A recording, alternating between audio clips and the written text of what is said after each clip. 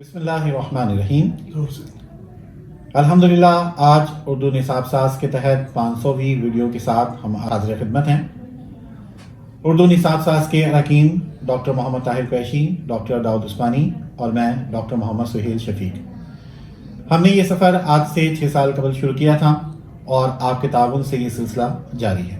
इन 6 वर्षों में उर्दू निसाब साज ने उर्दू ज़बान और अदब के हवाले से कई वीडियोज़ आपके सामने पेश की।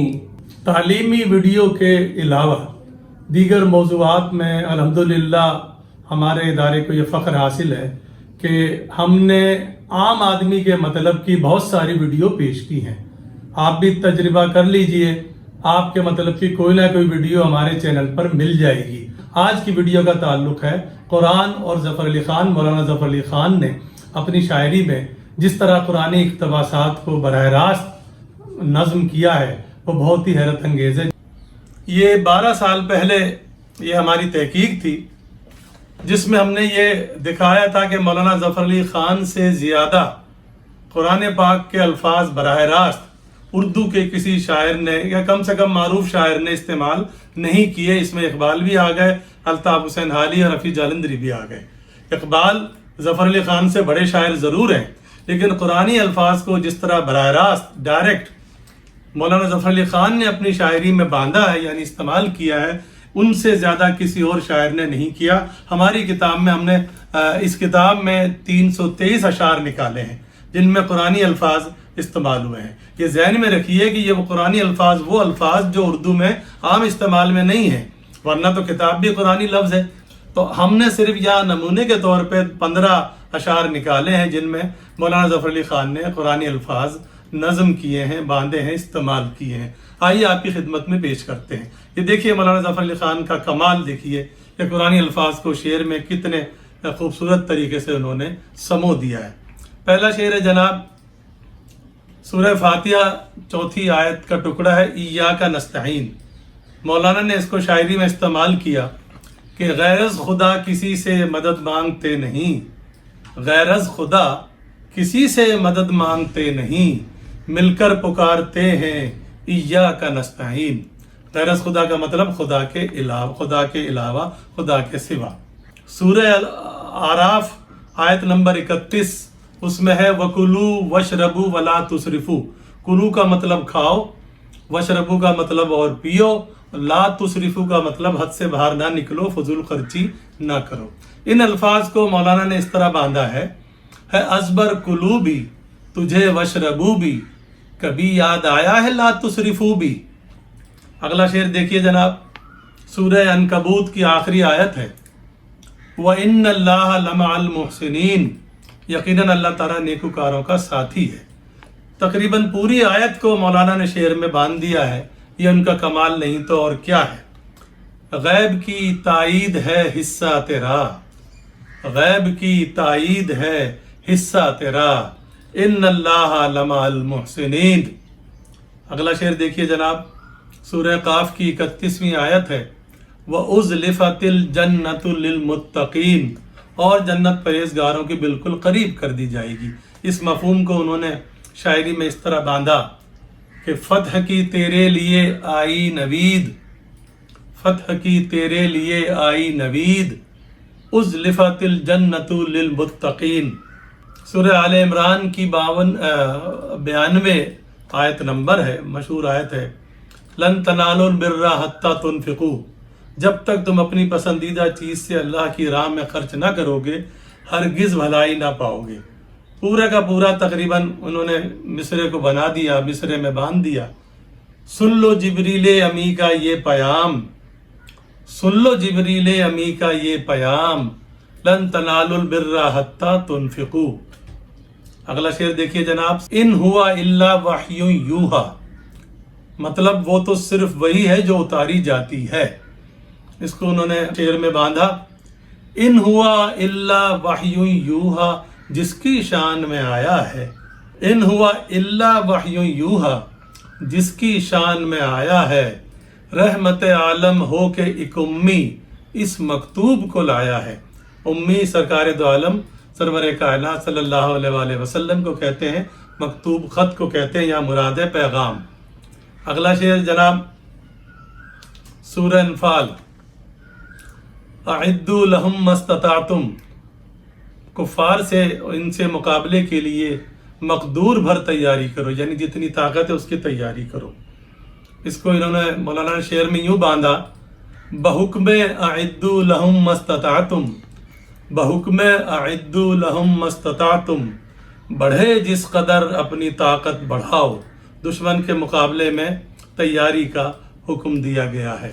سورہ ہود اور فصلت، اس کے دو ٹکڑے الگ الگ ہیں، انہوں نے ایک ہی شعر میں اس طرح باندھ دیے۔ لا تخف کا مطلب ہے ڈرو مت، لا تحزنوا غمگین مت ہو۔ شعر میں دیکھیے کیسے انہوں نے استعمال کیا ہے، لا تخف کہیں تو ہے لا تحزنوا کہیں، قرآن خود جواب ہے میرے سوال کا۔ سورہ فیل کی پہلی اور چوتھی آیت سے استفادہ کرتے ہوئے اصحاب فیل ہاتھی والے، حجارہ سجیل مٹی اور پتھر کی کنکریاں۔ شعر میں انہوں نے یوں باندھا، اصحاب فیل ارض حرم سے ہوئے فرار، اصحاب فیل ارض حرم سے ہوئے فرار، ہر کنکری حجارہ سجیل ہو گئی۔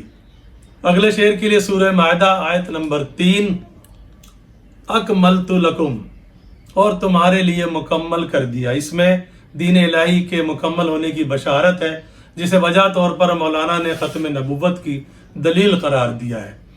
گویا اس دنیا رنگ و بو میں اب شمع نبوت ہمیشہ کے لیے گل ہو چکی ہے۔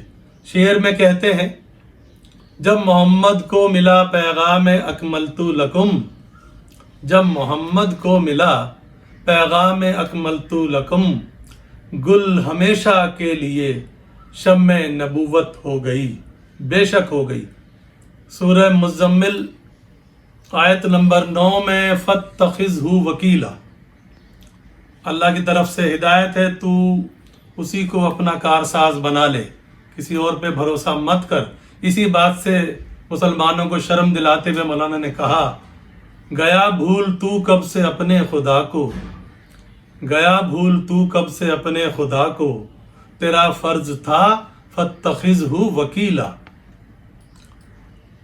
سورہ مریم آیت 59، اضاعوا الصلاۃ، جنہوں نے نماز ضائع کی۔ اس کو استعمال کر کے نماز چھوڑنے والوں کا انجام دکھایا گیا ہے۔ ثمرہ انہیں ملا یہ اضاعوا الصلاۃ کا، مغرب کی لعنتوں میں گرفتار ہو گئے۔ سورہ لقمان آیت نمبر 19، یہاں ہم آپ کو بتا دیں کہ قادیانیوں کے خلاف مولانا ظفر علی خان سے زیادہ قلمی جہاد کسی نے نہیں کیا، اور پورا ایک ان کا مجموعہ ہے ارمغان قادیان اس موضوع پر۔ اسی طرح شدھی سنگٹن جو مسلمانوں کو ہندو بنانے کی تحریکیں تھیں، اس پر بھی مولانا سے زیادہ کسی نے شاعری نہیں کی۔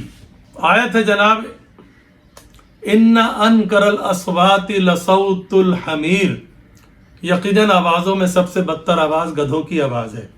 انکر الاصوات، آوازوں میں سب سے بری، صوت الحمیر، گدھے کی آواز۔ ان دونوں کو شاعری میں باندھتے ہوئے مولانا کا کمال دیکھیے، کان والو انکر الاصوات ہے صوت الحمیر، کان والو انکر الاصوات ہے صوت الحمیر، گر یہ ڈھینچو ڈھینچو سننی ہو تو جاؤ قادیاں۔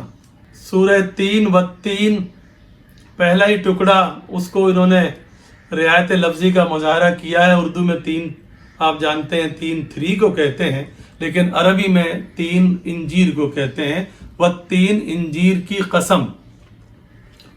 اس کو انہوں نے رعایت لفظی کا مظاہرہ کرتے ہوئے شعر کہا، باپ لندن شملہ بیٹا قادیاں روح القدس، باپ لندن شملہ بیٹا قادیاں روح القدس، اے مسلمانوں یہی تفسیر ہے و3 کی۔